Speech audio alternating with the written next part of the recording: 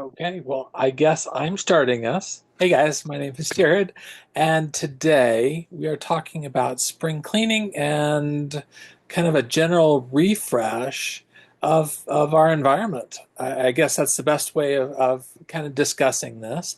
There are all kinds of changes that we're seeing in the world around us, and there's also some new information coming to light about the chemicals and the toxins that we come into contact with every day. So what do? Well, we talk about it.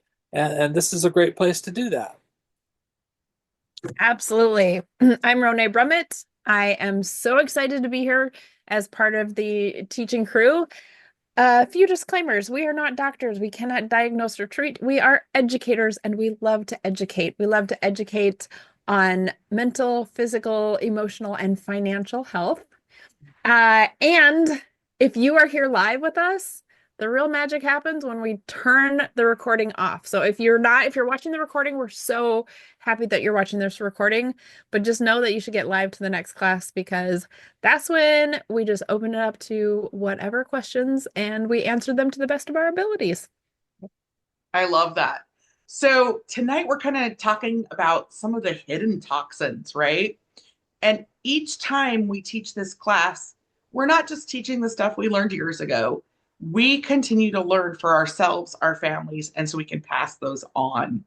And it was kind of fun. One of our regulars kind of brought up that it was March 19th of last year that we taught the switch and ditch class, which switch and ditch is, what are some healthier natural alternatives to things?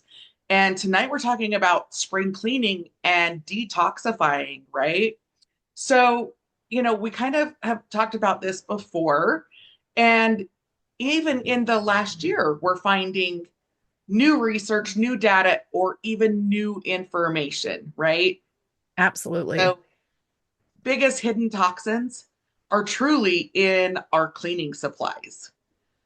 Think about going back to what your grandmas used to use, and granted, my grandmother switched around my teenage years to using the chemicals.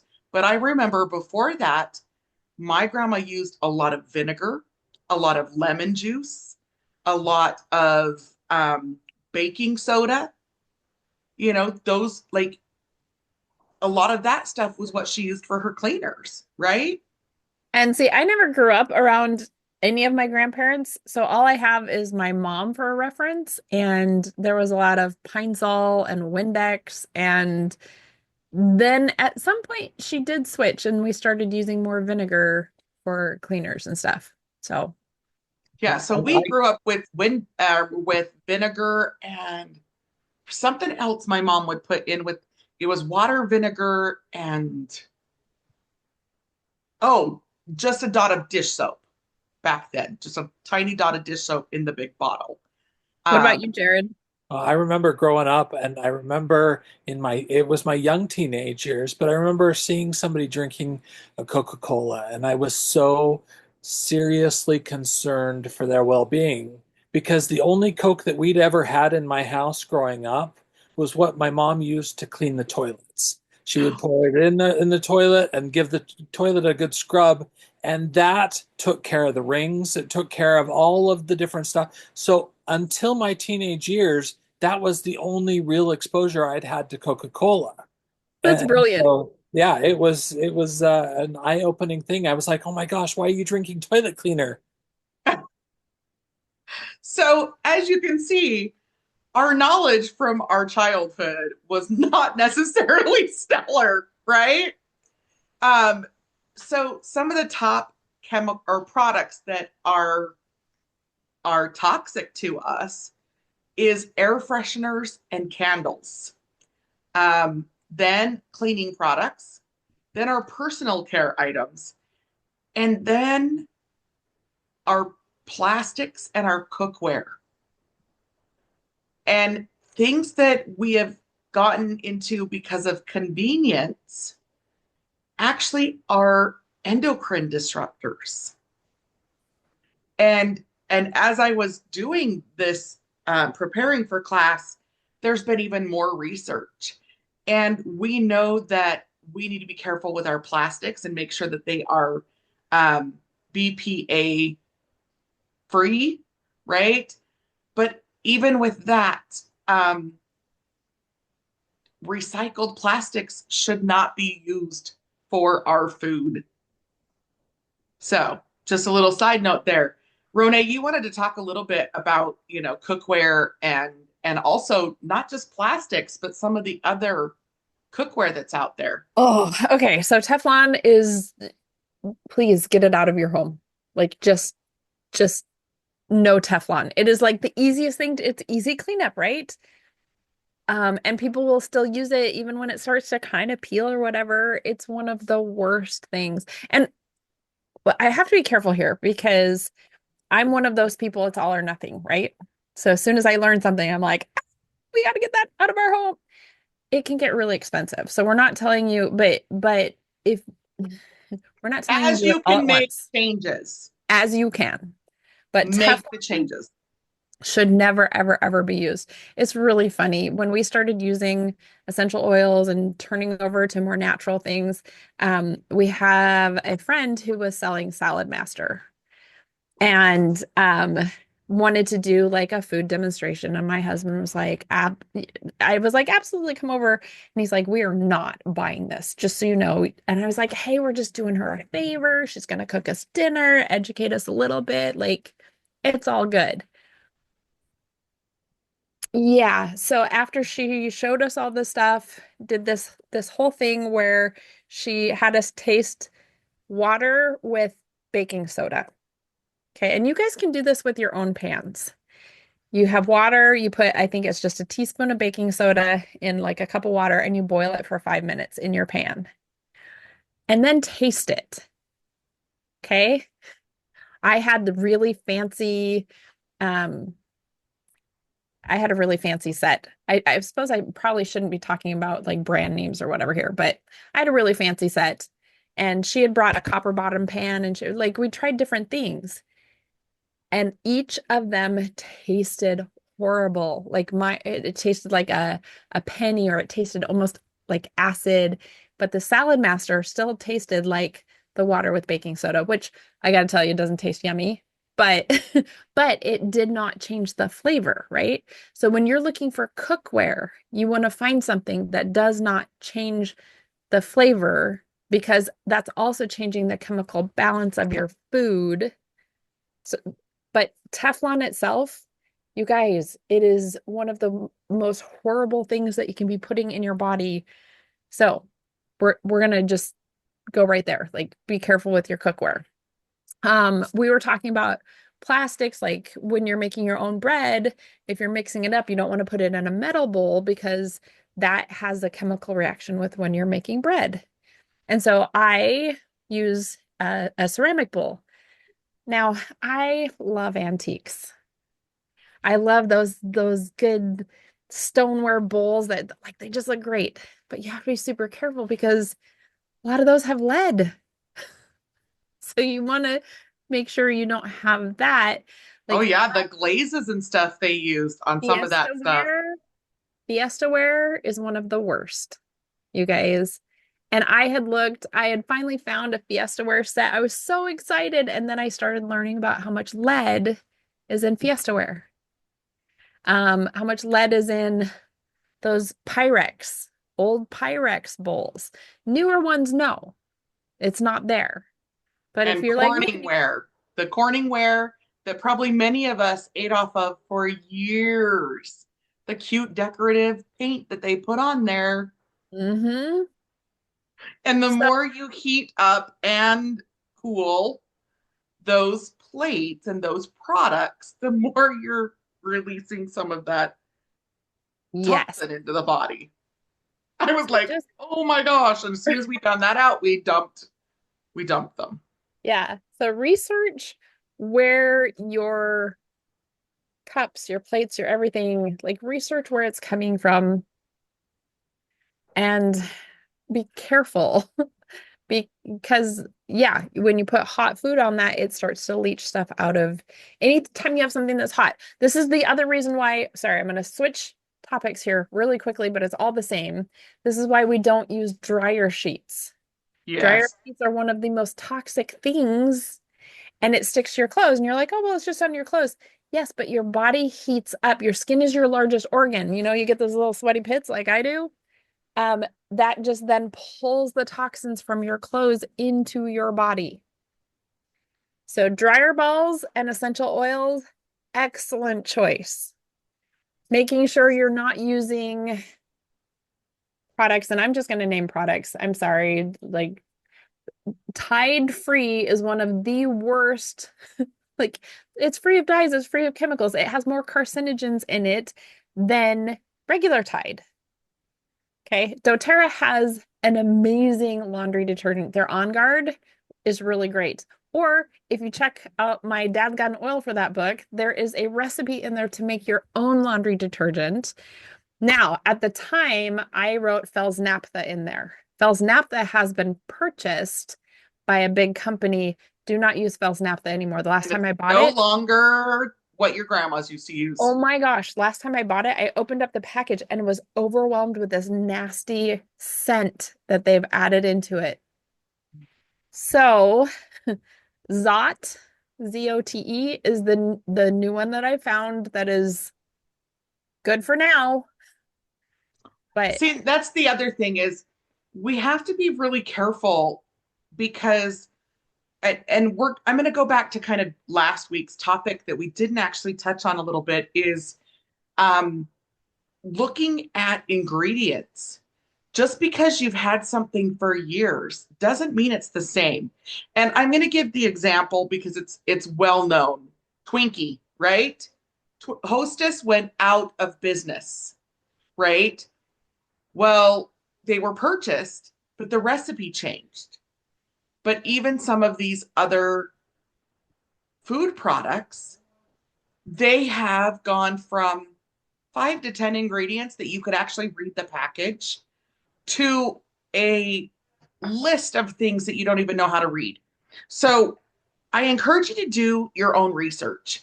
Search what Oreos were, let's say, 30 years ago, because I grew up that each grandparent had certain things at their house, right? One grandma, she was a Fig Newton grandma. Fig Newton and Dr. Pepper. Those were her two go-tos. We always got Fig Newton, Dr. Pepper. My other grandparents, we had Diet Coke and Oreo cookies. And we were reminiscing about the fact that they don't taste the same as they used to. Well, because when I did my research, it's 30 years ago, the powers that may be in the United States that shall not be named at the moment, but you know who I'm talking about, allow things in our food that actually are harmful to us. yeah. So know what's in your products. Um, Air fresheners and candles. Think about what we talked about, Rone. What's the fastest way to the body? through the olfactory senses or under the tongue, but Right.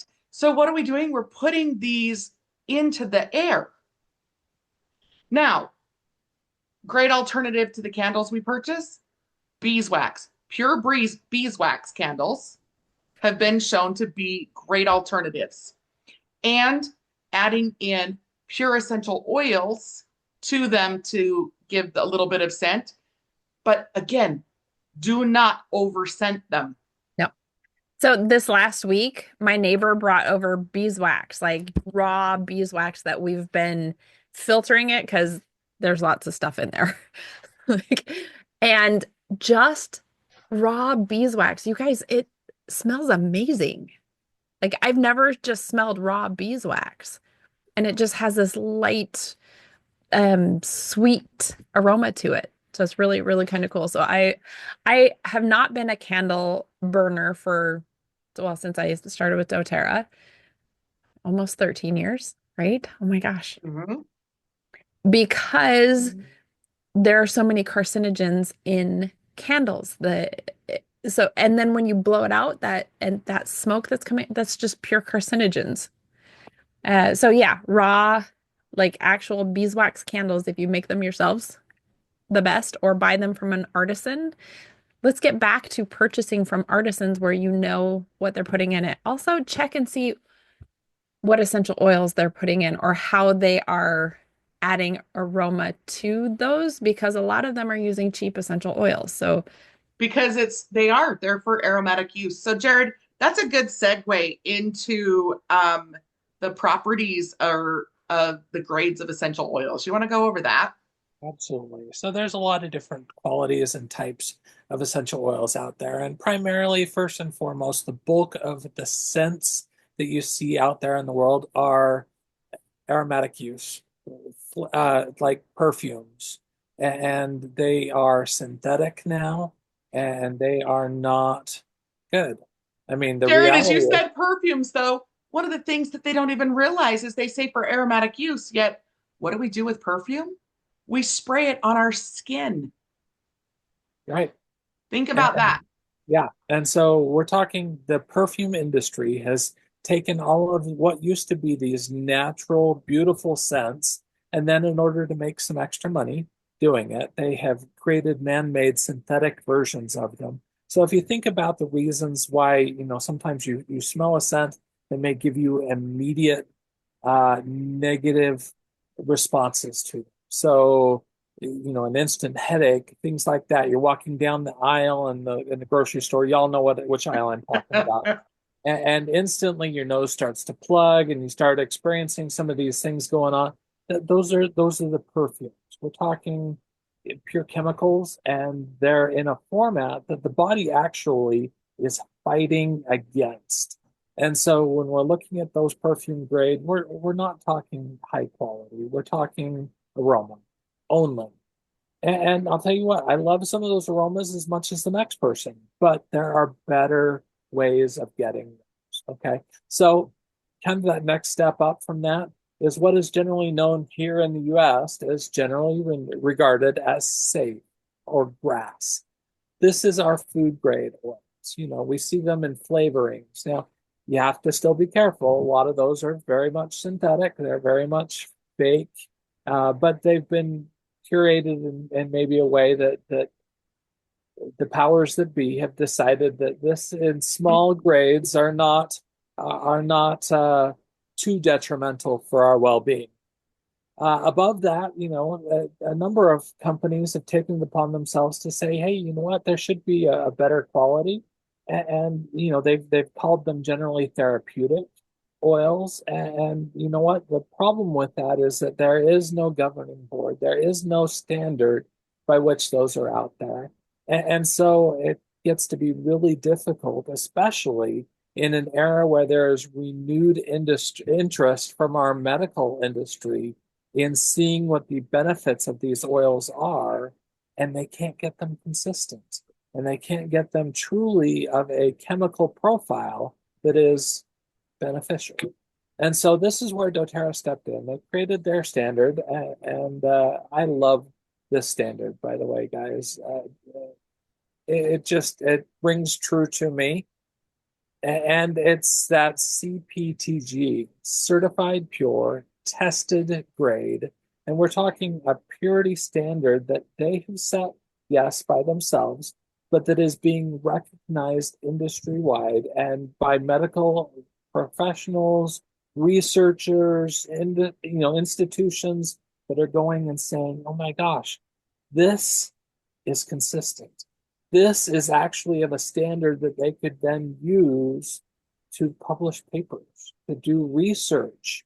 And so, guys, if I'm going to use an oil for me, for my family, it's going to be CPTG and it's going to be doTERRA because I know that it's going to be something I want to be able to use aromatically.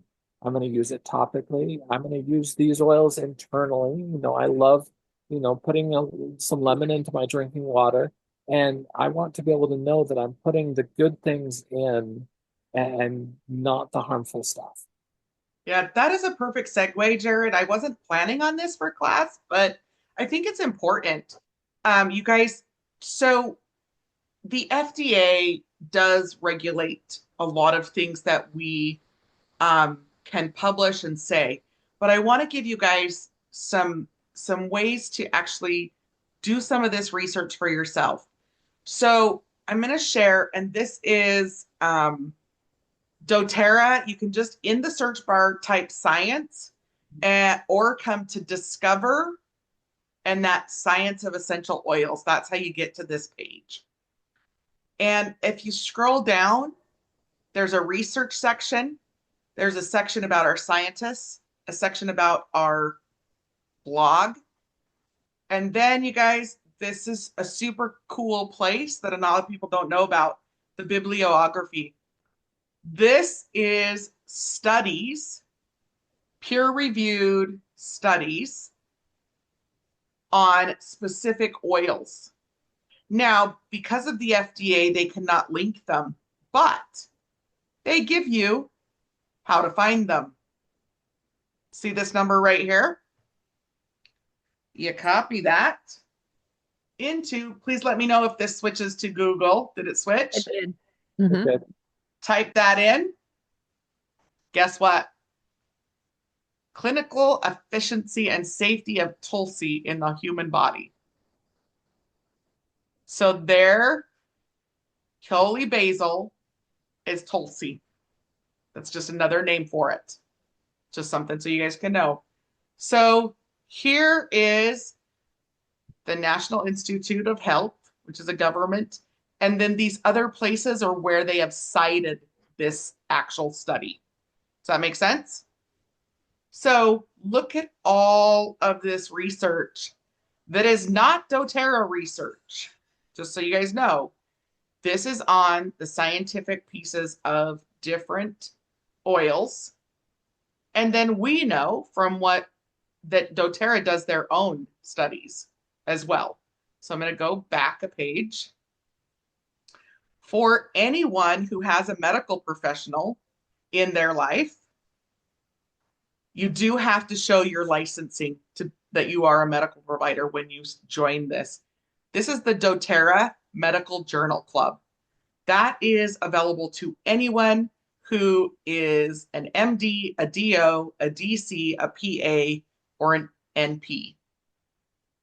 You can join the monthly journal and get breaking science and data.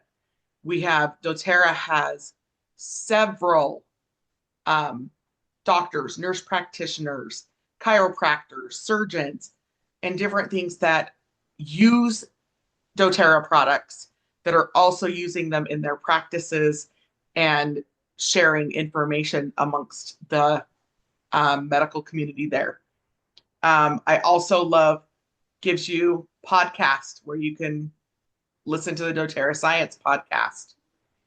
Our science blog is the research that is happening at doTERRA and different articles and education sources.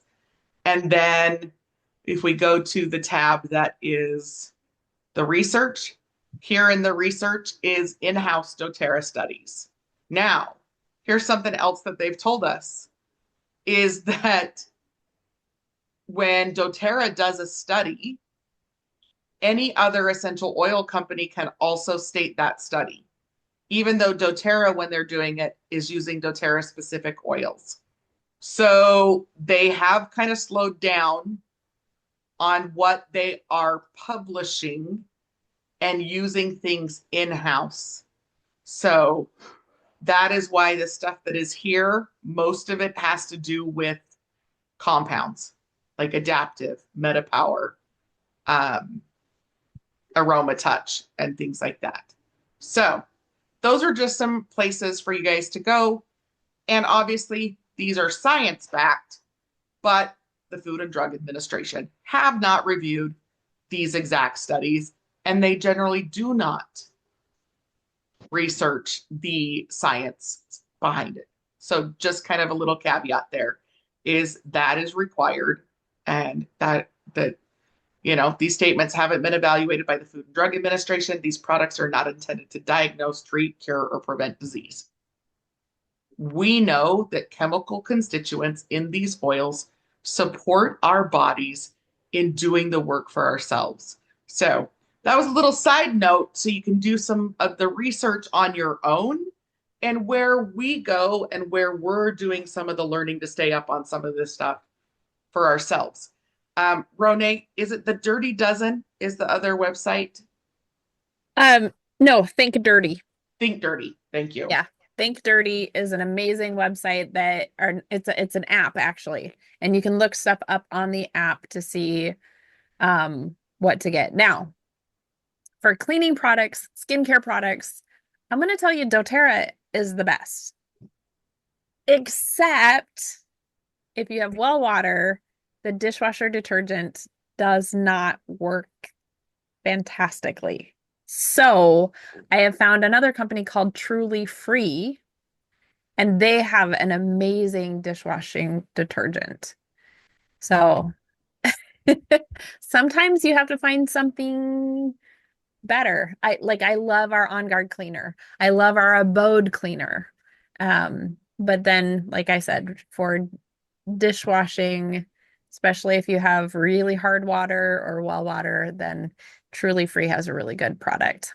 doTERRA's deodorant, amazing. I used to say Schmidt because when doTERRA first came out with deodorant, it was not great. But then Schmidt was bought by a big company and they changed their formula and it gave me a rash. Thankfully, doTERRA's Balance deodorant is awesome. I wish they would bring the Citrus Bliss or the Citrus Bloom back because those were amazing. So, And for me, you just, again, depends on what your body chemistry is. Balance is my jam. Like I use Balance daily and I love the Balance soap, but the Balance deodorant is too strong for my body.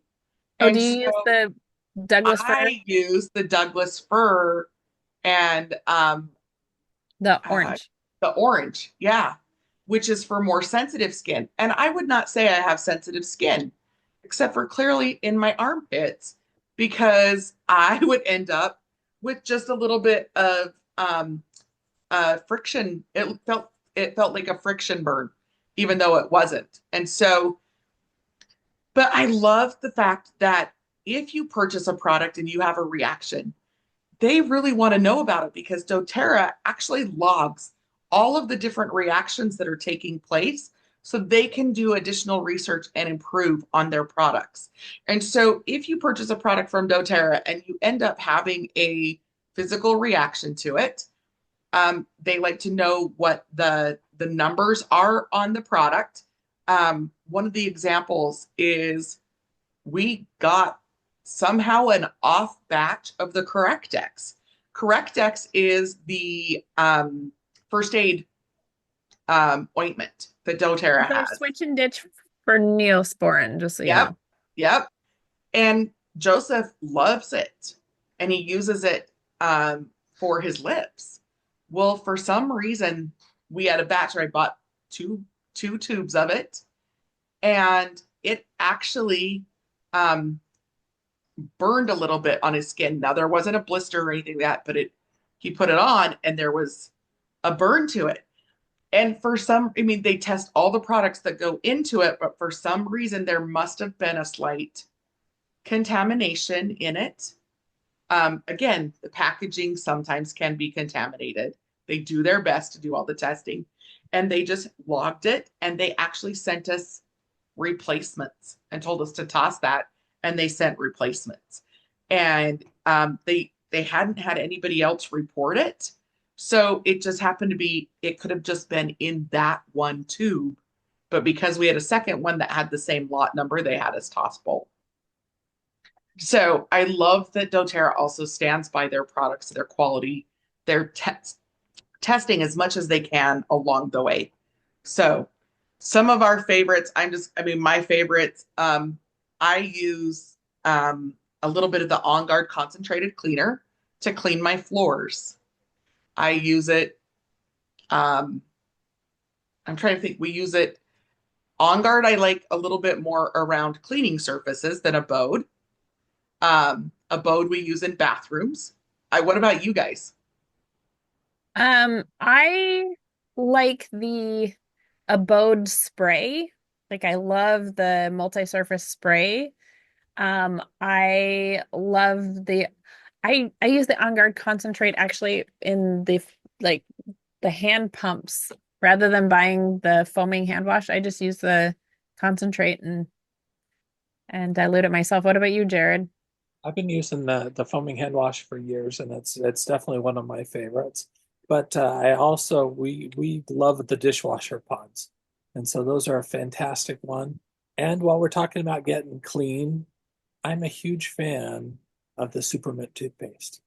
Oh, Yes. yes. So I use the On Guard when I go to bed at night because the Supermint is so strong and it's so like wake up that I use that in the morning. See, and I was such a mint toothpaste girl, so it doesn't seem to wake me up. It just goes because the On Guard, I was like, I loved it. I cleaned my teeth, but I missed the minty fresh of going to bed with minty fresh teeth. Yeah, So I have both. I like the both. Um, Also because On Guard is just such a good thing for oral health. yeah. So in the handouts, at the very bottom, if you scroll down, I'm just going to share my screen really quick. There are two free downloads for you because, like we talked about, the importance of switching and ditching those air fresheners, that is like just key. So if you can only make one change, ditch the air fresheners, use a diffuser, create passive diffusers. And so here is 100 diffuser blend ideas. Somewhere in this book, you're going to find, oh, that's my jam, right? So just click on the image and it will take you to the download. And then the cleaning with essential oils. Those are my two takeaways. If you can start there, is switching up those chemicals and stop using the chemicals to clean with and remove those air fresheners from your house. That is an easy switch that should not be relatively expensive. And then as you can, make those additional changes in your home. Jared and Ronay, any final thoughts? I think it's Um, well, we talked briefly about cookware, right? And if you can't switch to something super pricey like Salad Master or I think American something, I can't remember the name. American Chef or whatever. Yeah. Cast iron is really good. It's hard to get used to how to cook with it. It just takes a little bit extra, but you actually get really good minerals from using cast iron. And you can pick them up fairly inexpensively because a lot of people buy them because they have great intentions. But you can find them where they're all nasty, rusty looking, and you can brush that off and re-season them. Cast iron is a really, really good choice. So just wanted We to throw use that. cast iron all the time in our home, and that's what I actually cooked my dinner in. Also, my grandmother's peanut brittle recipe only works properly in cast iron, just so you know. Because again, you're using baking soda as part of a chemical reaction to make it to do that cracking, the brittling, right? And in other pans, it just doesn't work right. So I remembered one thing I did want to mention. Get away from using aluminum foil. Like one of our favorite things were hobo dinners. We'd wrap it all in aluminum foil, put it out on the campfire and cook it. And now I'm like kicking myself going, okay, we're gonna figure out something different. We'll use a Dutch oven to cook it now instead.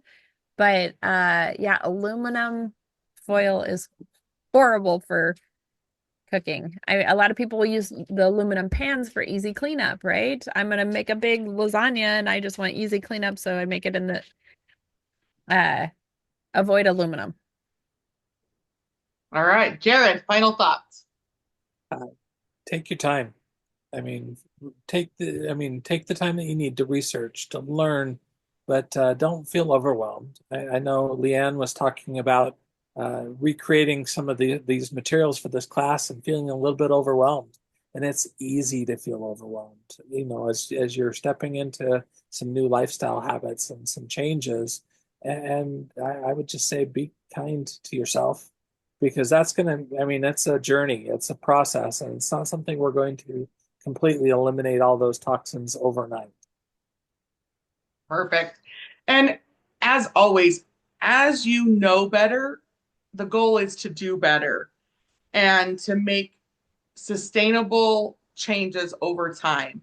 That's with our eating, that's with our reducing toxic load, that's with our exercise. If you try to do everything all at once, because Ronay did talk about being the all or nothing, right? Many people, if you do the all or nothing, you will actually burn out and then do the nothing. It's more important to make small, sustainable changes and make these changes over time than to go all in and then become so overwhelmed that you backslide. So find one tip from today and make a change. And then find the next tip and make a change. Keep joining us for class because we're going to keep learning and growing and sharing, and share our stuff with others, and let us know what additional classes you want to see in the future. So we're going to stop the recording and take questions.